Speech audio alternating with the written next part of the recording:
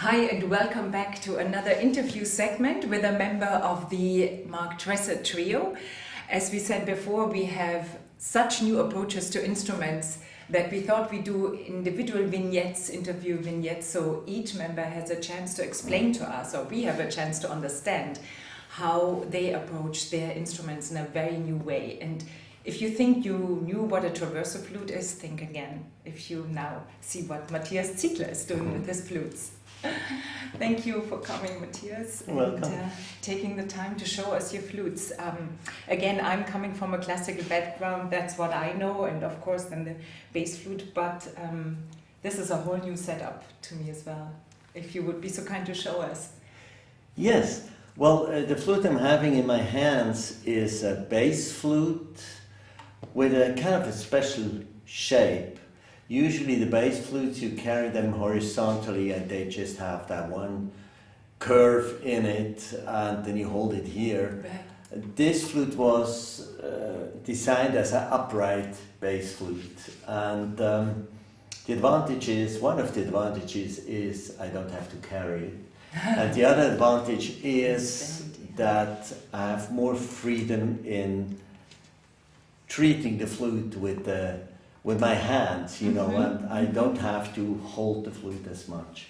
But that's not the main thing. I mean, this is one of a kind flute I made together with my flute maker in Holland, Eva Kingma. She has been building my flutes, and we always discuss ideas. She makes a step on the instrument and then I play it, and it's kind of a constant feedback process, which is very nice in building instruments. You know, it has always been like this. It has been between instrument makers and composers. It has to be between instrument makers and musicians. It's a collaboration, right? It's a true collaboration. Yes. So, and I assume she also plays, not as a professional musician, but as a maker, you must understand enough. She can check out the flute. Yes. Okay. And I mean, if you compare this to the normal size flute, which I have here, it's pretty big, you know. And the whole journey, it was not so much about playing low flutes and lower flutes and high flutes. It was more about finding out what kind of sounds you can get out of an instrument. And I played a lot of contemporary music, and everybody, the composers, always talked about extended techniques. And it kind of doesn't bring it to the point, you know. It's I would say, extended imagination of how a flute can sound. And by listening carefully to the instrument, it's like going with a magnifying glass towards your instrument. You find out all kind of special noises, I would say. Like if you put your ear, all of a sudden, you know, the key clicks, you know, it's like... It makes different sounds depending on which... Exactly, you see, then you start, that's different here. You know, so you kind of approach your instrument from this. One issue is, how do you want to write this down? For a composer, that would be an issue. For me, is how can I kind of broaden my view on the instrument like this? And pretty soon I found out that in the context of a group, if you don't amplify those sounds, you won't be able to, these things can't be heard. Sure. So I put a microphone inside the tube.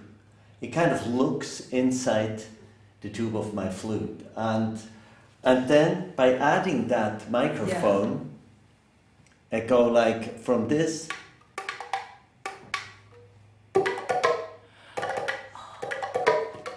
Now I understand what you said also before. Even though you are the traditional melodic instrument, you're actually rhythmic as well. Exactly. I mean, that's the point where get into percussion. Yeah. So you have to find, oh, well, I'm not just, moving my fingers, but you kind of find It's patterns like, or whatever. You Yeah. know. And same thing happens with the flute sound when you have a sound that's called aeolian sound or residual notes. There's different terms for it. And if you're playing it like this,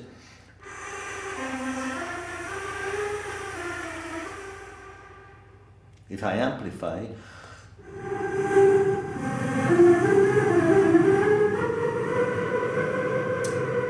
It's beautiful. Yeah. and then you start listening to the flute in a completely different way. So, Really like of course, I had to bring this to all the flutes. So all the flutes have. Have internal microphones. I see. Okay. One shows you. up here, that's really looking inside the tube. One on top here for the normal sound. I mean, that has been the more traditional way of amplifying. And one is coming from this end. It's for Here we go. the Yes. lower, Just lower keys, like lower keys. And I have volume pedals because I have to take this microphone. I have to be able to take the microphone off when I'm playing normally. Otherwise, it's a real kind of a nasty sound. So if you just have the flute sound here.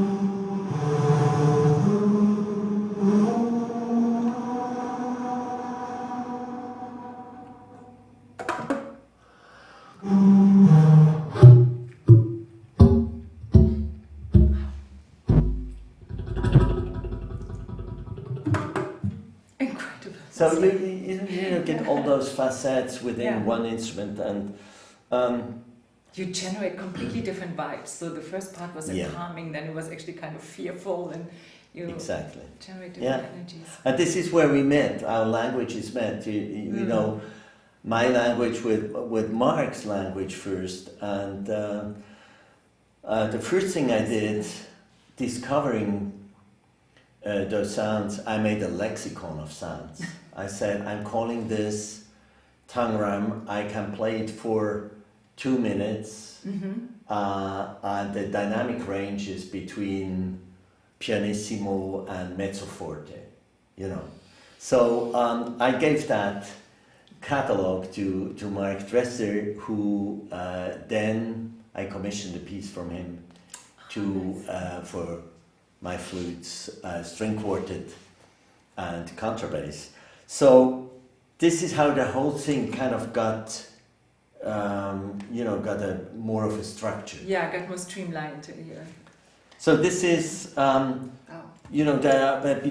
difference between the microphones. This is the upper microphone. And if I add the lower,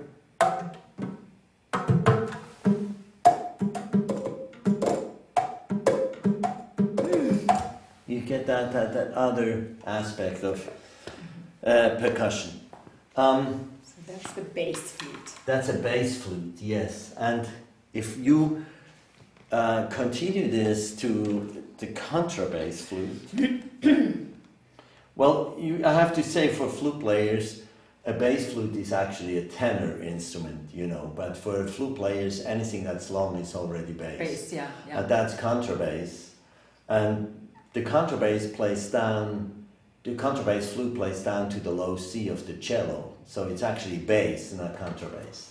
So but we tend to exaggerate being a flute player. So. Occupational hazard. So here, the same things you heard before.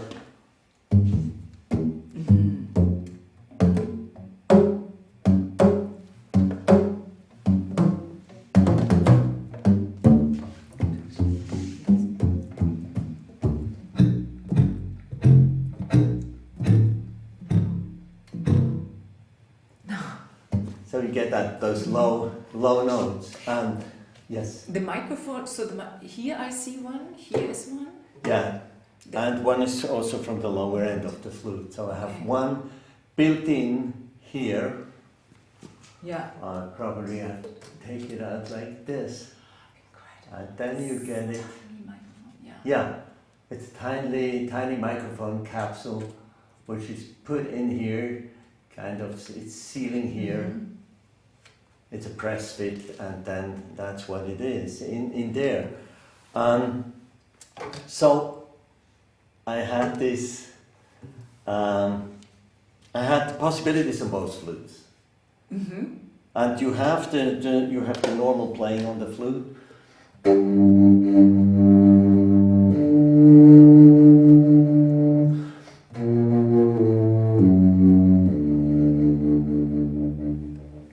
And because it's in range of my voice, you can go like.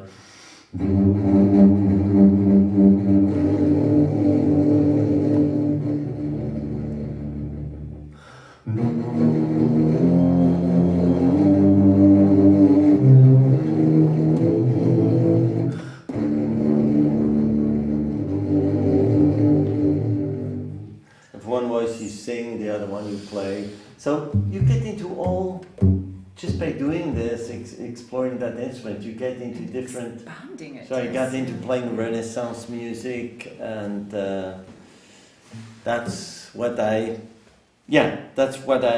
could do with the new possibilities of that Can I instrument. ask you something silly? Yeah. What's that thread for? Oh yeah, So super I silly. might. Oh, and you have it there too. Yes. So It's that's a good luck charm. No. That's I did a lot of studio work in the 80s. Yeah. And I had to play the Chinese dizi, the flute, the Chinese bamboo flute with the membrane. Okay. And they were terribly out of tune for Western music. Mm-hmm. And we had to, put plasticine inside, and was just. So at some point I had enough of this. I drilled a hole into a head joint, put a piece of a very thin mylar on top of it, and it worked. And it sounded like this.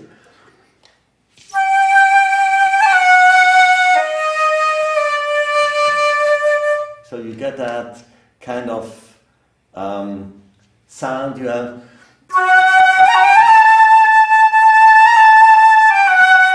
You get here on that flute. Sorry, I have to adjust it a bit. And I thought, oh, that's nice, because you can play a note.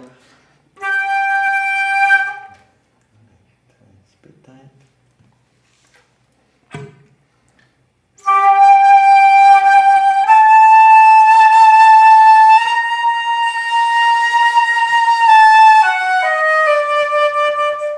You get that extra sound. And of course I had to have it on all the flutes. Yeah. And I put it, talking about all the flutes, I also put it on the contrabass flute. And this is what happened on the contrabass flute. You get that sound.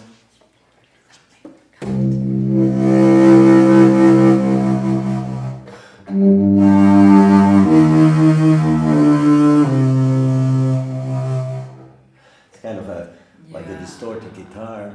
And what I'm doing with this string, I'm pulling off a mute from the membrane, then it starts vibrating, and I can let that one go and it will close. So it's just a very mechanical thing, it reminds you of a old, I don't know. A little thing with a big effect. Yeah, it's like a toilet flush, you pull the string and something happens, That would not come to mind, but yeah. What I find interesting right now, listening to this, and also, of course, to Denman before, what Mark said is you sound like a whole orchestra, each instrument. It's really fascinating. Yeah, kind of broad in all the possibilities. Yeah. And that's actually where we meet, Mm-hmm. those segments. And that's most interesting to find that mix of sounds. Yeah. Yeah. Where you then overlap and come together. Beautiful. Yeah. And that's just to end that presentation of the instruments. That's an alto flute with a kind of a special curved head because I didn't want to carry the flute so far out here, so I can have this closer. The special thing about it, it's a quarter tone flute, so you have a